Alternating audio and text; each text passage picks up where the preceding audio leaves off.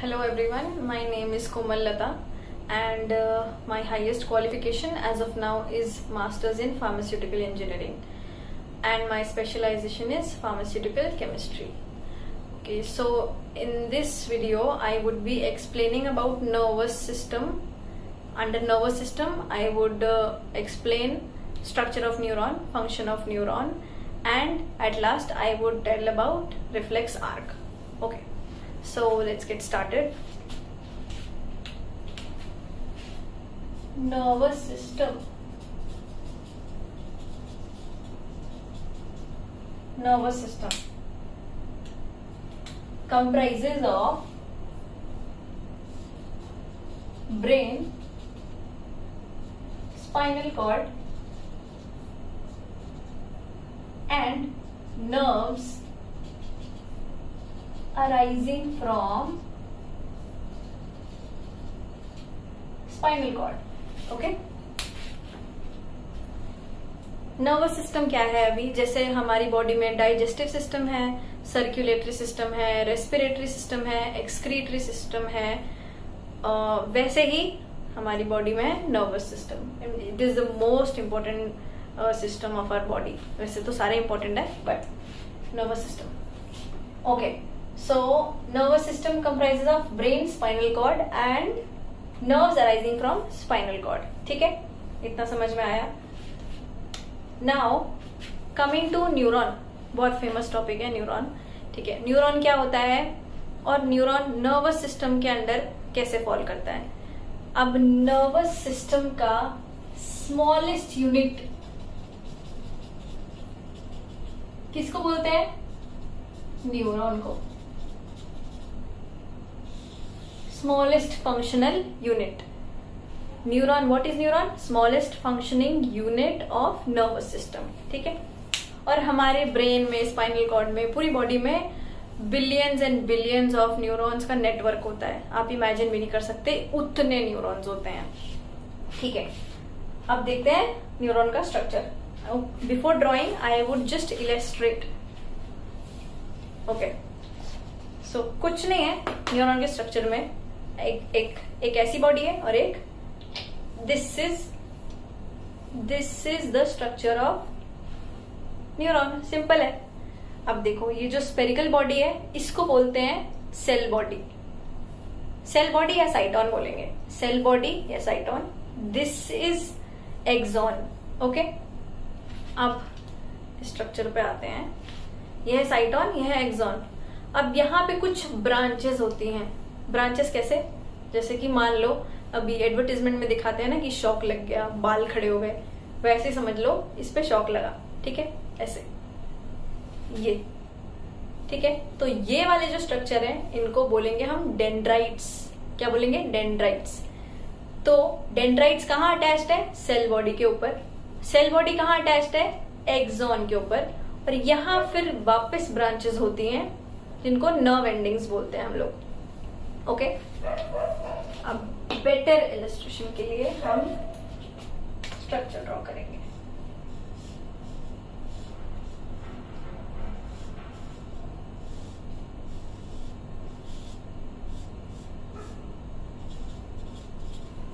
This is the structure of neuron. यहाँ बीच में एक न्यूक्लियस होता है. न्यूक्लियस के बारे में आपको सबको पता है. ठीक है,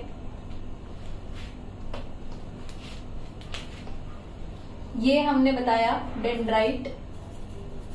dendrite, this is nucleus, this is cell body, this is axon, this is nerve ending, this is nerve ending, and this is called synaptic bulb. Bulb इसलिए बोलते हैं क्योंकि ऐसे बल्ब की तरह स्ट्रक्चर है. ठीक है, क्या है अब इसमें एक और चीज होती है, माइलिन शीथ होती है, जो हम हायर क्लासेस में पढ़ेंगे. But I will brief you about what is myelin sheath. ये कवर्ड होती है एक्सॉन में. ठीक है, ये हमने स्ट्रक्चर देख लिया. ये सेल बॉडी है जो मैंने बॉल बनाई थी, सेल बॉडी. ये एक्सॉन है और यहाँ नर्व एंडिंग है, ठीक है। मतलब क्या है, ये स्ट्रक्चर ले लीजिए आप। अब न्यूरॉन करता क्या है, न्यूरॉन बॉडी से मैसेज लेके ब्रेन में जाएगा और ब्रेन से लेके आएगा। मतलब ये है क्या, आपको वायर जैसा स्ट्रक्चर दिख रहा है। अब जाहिर सी बात है, इसका काम क्या होगा, मैसेज लेके जाना, मैसेज लेके आना। जैसे एक वायर का काम होता है ना, कोई चीज ट्रैवल कर रही है तो एक जगह से दूसरी जगह ट्रैवल करना, वही न्यूरॉन का काम होता है। It conveys message to brain and brings back message from brain. Okay, तो अब क्या होता है, ये डेंड्राइट्स हैं, ठीक है, ये डेंड्राइट्स हैं और नीचे मैंने बताया नर्व एंडिंग्स है। अब जैसे हमारी बॉडी में प्रेजेंस होते हैं रिसेप्टर्स, ठीक है, receptors I will tell you, receptors, receptor मान लेते हैं चलो, स्मेल का, टेस्ट का, ठीक है। स्मेल के रिसेप्टर को बोलेंगे ऑल्फैक्टरी रिसेप्टर्स, टेस्ट को बोलते हैं गस्टेटरी रिसेप्टर। अब क्या होता है, मैसेज कैसे लेके जाता है न्यूरॉन, देखो मैसेज आया रिसेप्टर्स पे, ठीक है। रिसेप्टर हमारे नाक में प्रेजेंट है, हमारे जीभ पे प्रेजेंट है, टंग पे है, नोज में है। तो अब ये सेंस करेंगे इन्वायरमेंट से, जैसे कोई स्मेल आ रही है, कुछ प्लेजेंट स्मेल है, फ्लावर की स्मेल है, या फिर कोई अनप्लेजेंट स्मेल है जो आपको अच्छी नहीं लगती, या फिर मम्मी कुछ घर पे बना रही है बहुत टेस्टी सा, तो आपको स्मेल आएगी। तो वो स्मेल हम कैसे सेंस करते हैं, रिसेप्टर प्रेजेंट होते हैं। रिसेप्टर हमारी बॉडी पे हर जगह प्रेजेंट होते हैं। तो अभी हम स्मेल और टेस्ट की बात कर रहे हैं। तो हमने कोई चीज स्मेल की, वो आया रिसेप्टर पे, मैसेज आया रिसेप्टर पे। अब रिसेप्टर से मैसेज किधर जाएगा, रिसेप्टर से, ये मान लो रिसेप्टर है, ठीक है, रिसेप्टर से मैसेज आएगा यहाँ डेंड्राइट पे, डेंड्राइट से मैसेज आएगा सेल बॉडी पे, और अब सेल बॉडी से मैसेज आएगा एक्सॉन पे, और एक्सॉन से मैसेज जाएगा नर्व एंडिंग पे, ठीक है। ये तो है पाथवे, ठीक है, कैसे जाता है। पर ये ट्रैवल कैसे करता है, वो दो तरीके से करता है। मैसेज ट्रैवल कैसे करता है, डेंड्राइट पे मैसेज आया, फिर डेंड्राइट से सेल बॉडी पे गया। अब इसको बोलेंगे इलेक्ट्रिकल इम्पल्स, ठीक है, इलेक्ट्रिकल इम्पल्स हो गई ये। अब इलेक्ट्रिकल क्यों बोलते हैं, क्योंकि एकदम बहुत फास्ट होती है इम्पल्स, बहुत ज्यादा फास्ट होती है, एकदम इलेक्ट्रिसिटी की तरह। जैसे इलेक्ट्रिसिटी ट्रैवल होती है, पता भी नहीं चलता, एकदम लॉन्ग डिस्टेंस पे भी चली जाएगी, आपको नहीं पता चलेगा। तो मान लीजिए this is my hand, this is like structure of neuron, okay. Now receptor sense something here, sense something and give message to dendrites. Now from this dendrite the message travels in electrical impulse formation.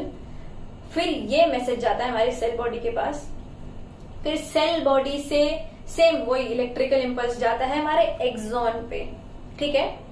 अब axon पे हमारा यहां तक through out electrical impulse चल रहा है, ठीक है ना। अब यहां से कहानी चालू होती है केमिकल इम्पल्स की, वो देखते हैं आप। इधर आ गए हम, इम्पल्स कितने प्रकार की होती है मैंने बताया, इलेक्ट्रिकल और केमिकल, ठीक है। इलेक्ट्रिकल की कहानी कहां तक थी, यहां तक थी, बस यहां तक थी। यहां से चालू होता है खेल केमिकल इम्पल्स का। अब वो कैसे होता है देखते हैं। इस स्ट्रक्चर को अगर हम अभी बड़ा कर देंगे तो ये कुछ ऐसा दिखेगा, ठीक है। ये है बल्ब, साइनेप्टिक बल्ब, जिसको मैंने बताया था। यहाँ प्रेजेंट होते हैं कुछ केमिकल्स। अभी आप मान लो कुछ केमिकल्स प्रेजेंट है, ठीक है ना। यहाँ प्रेजेंट है केमिकल्स। अब केमिकल्स की प्रेजेंस की वजह से ही केमिकल इम्पल्स बोलते हैं। क्यों बोलते हैं? देखो यहाँ पे ऊपर से मैसेज आया, एंडिंग तक आया मैसेज, ठीक है, यहां से केमिकल्स रिलीज हुए और इधर पहुंचे। अभी यहां पहुंचे तो यहां से किधर जाएंगे भैया, वो भी डिस्कस करते हैं। अब एक और चीज यहाँ पे सोचिए कि यहां से भाई अब आप बोलोगे कि कैसे चला गया यहाँ पे केमिकल्स कैसे चले गए। तो आपको एक चीज, एक थंब रूल है कि हमारी बॉडी में ऑलमोस्ट सारी मेम्ब्रेन सेमी परमिएबल होती है, तो ट्रेवल कर सकते हैं। जैसे आयंस ट्रेवल कर सकते हैं, जैसे यहाँ पे इलेक्ट्रिकल सिग्नल क्यों हो रहा था, आयंस की प्रेजेंस की वजह से हो रहा था, ठीक है। तो वैसे ही यहाँ पे जब वो सिग्नल आएगा और यहाँ से केमिकल्स रिलीज होंगे और ये केमिकल्स जाएंगे या तो दूसरे डेंड्राइट पे जा सकते हैं, या तो मसल पे जा सकते हैं, या तो दूसरा ही ऐसा कोई न्यूरॉन होगा जिसका ये यहाँ पे होगा। अब coming from here I will tell you about junction. जैसे कि देखो, कंफ्यूज नहीं होना, अभी समझ आने लगेगा। और ये है न्यूरोमस्कुलर जंक्शन, ठीक है।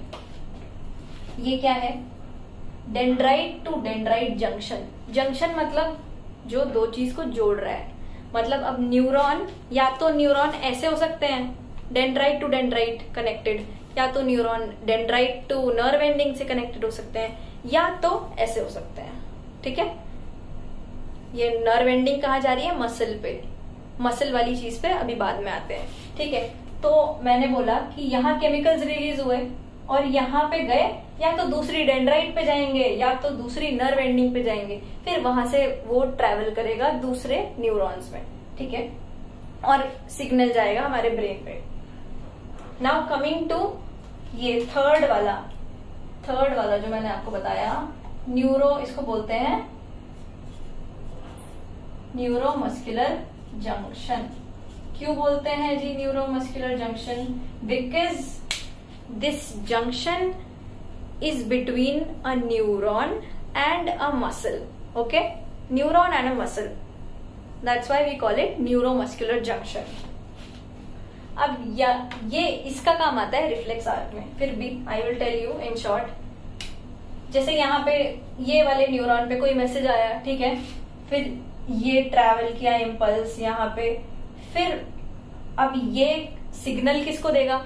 दूसरे न्यूरॉन को नहीं देगा। मसल से अटैच है तो मसल को सिग्नल देगा। मसल को सिग्नल क्या देगा? वही केमिकल्स रिलीज करेगा। फिर मसल को पता चलेगा कि अच्छा भाई कॉन्ट्रैक्ट होना है या रिलैक्स होना है, ठीक है। मसल कॉन्ट्रैक्ट होती है या तो रिलैक्स होती है। मतलब ऐसे किया मैंने तो दिस इज रिलैक्सिंग, ये किया तो ये कॉन्ट्रैक्शन हुआ, ठीक है। तो न्यूरोमस्कुलर जंक्शन मतलब नर्व मसल पे अटैच है, ठीक है। अभी तक क्या बताया मैंने कि ये हमारा न्यूरॉन है, ये हमारा न्यूरॉन है, ये डेंड्राइट है। Oops sorry, just a second. हाँ, ये हमारा न्यूरॉन है, ये डेंड्राइट है। रिसेप्टर आए, डेंड्राइट पे इलेक्ट्रिकल सिग्नल दिया, ठीक है, इलेक्ट्रिकल सिग्नल दिया डेंड्राइट पे। अब ये सिग्नल ट्रांसफर होगा इधर, ये सिग्नल ट्रांसफर होगा इधर। कैसे होगा? इलेक्ट्रिकल इम्पल्स के द्वारा ही।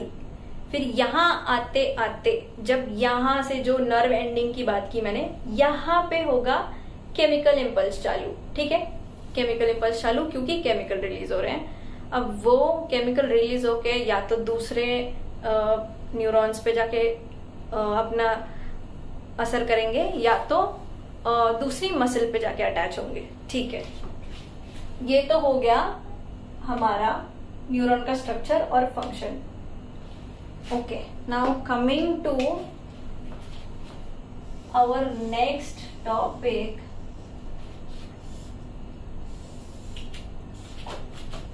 Is reflex arc. Reflex arc, okay.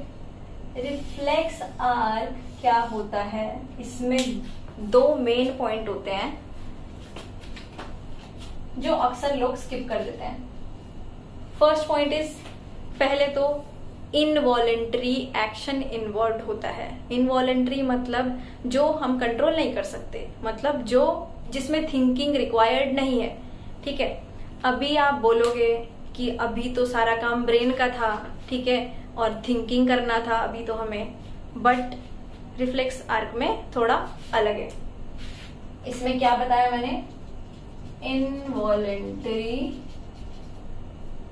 Action होता है और no involvement of brain. Okay, ठीक है, these are the most important point of reflex arc. अब देखो, इनवॉलेंट्री मतलब जिसमें दिमाग नहीं लगाना। दिमाग नहीं लगाना मतलब नो इन्वॉल्वमेंट ऑफ ब्रेन। अभी हम देखेंगे डिटेल में। अभी तक क्या था कि सारा मैसेज ब्रेन तक जा रहा है, फिर ब्रेन से वापस आ रहा है, ठीक है ना। अब भैया आप बोलोगे कि ब्रेन को ही हटा दिया, यहाँ तो ब्रेन का इन्वॉल्वमेंट नहीं है, तो फिर ये कैसे होगा।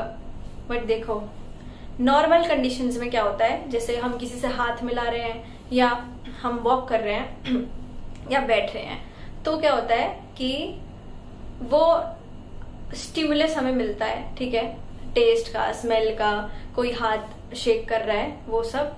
तो वो नॉर्मल सिचुएशन है जहां पे ब्रेन तक मैसेज जाएगा, फिर ब्रेन से डेसिफर होके वापस आएगा। बट रिफ्लेक्स आर्क में it's not like that. Reflex arc में क्या होता है, सारा खेल होता है स्पाइनल कॉर्ड का, सारा रोल होता है स्पाइनल कॉर्ड का। जैसे अभी देखते हैं, ये मैंने बनाया एक कैंडल, सबसे फेमस एग्जाम्पल कैंडल का, ठीक है। अब कैंडल को टच किया, ठीक है, कैंडल टच किया, गरम है, पता है हमें कि हाथ हटाना है, ठीक है। अब ये मैसेज कैसे हमारे पास आता है विद इन बॉडी, हम दिमाग नहीं लगाते ना कि अच्छा जी हमने कोई टच किया है गरम ऑब्जेक्ट, तो फिर वो दिमाग में जाएगा, फिर दिमाग से वापस आएगा, तो ये तो बहुत टाइम टेकिंग प्रोसेस हो गया, तो इतने में तो हमारा टिश्यू जल जाएगा। अब क्या होता है, यहां से मैसेज जाता है,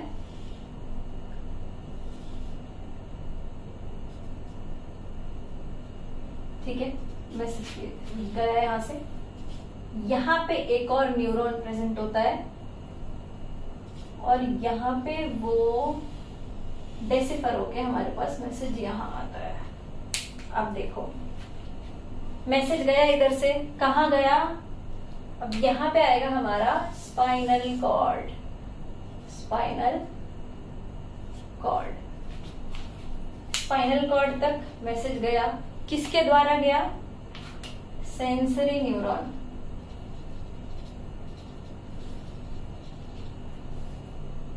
सेंसरी न्यूरॉन क्यों बोलते हैं, क्योंकि सेंस करता है, यहां से सेंस किया, इसीलिए बोलेंगे सेंसरी न्यूरॉन से हमारा इधर गया, स्पाइनल कॉर्ड में मैसेज गया।